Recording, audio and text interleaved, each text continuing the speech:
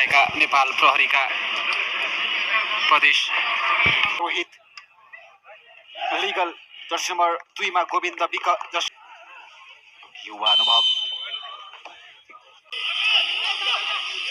भेटरान खेलाडी यहाँ नेपाल प्रहरीका खेलाडी धनगढीबाट हामी लाइभ छौं।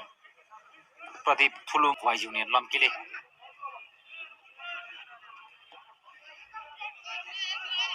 बल अगाडि बढिरहेको छ। यहाँनिर गौरी गङ्गाले अवसर बनाउन सक्ने स्थिति चाहिँ गोल पनि हुन सक्ने स्थिति चाहिँ मैदानमा देखिरहेका छौँ। यहाँनिर गोल भने हुन सकेन, गोल हुने अवस्था थियो, झन्डै गोल भइसकेको थियो हैन। यहाँनिर बॉयज युनियनका लागि गोविन्द विकको राम्रो डिफेन्स देख्न पाइयो। उनको क्लियरेन्सले लम्केजुवालाई कुनै जोखिम आउन दिएन। यहाँनिर कर्नर किक प्रहारसँगै काउन्टर आक्रमणको खोजी पनि गरिरहेको छ।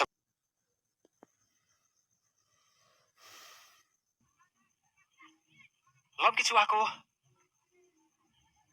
डिफेन्स स्ट्राइकिङ दुवै पक्ष आज बलियो देखियो। यसपछिका खेलमा आफ्नो यही लयलाई उसले कायम राख्न कोसिस गर्नेछ।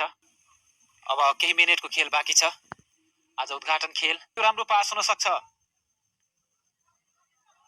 निकै लामो समयपछि मौका आएको छ।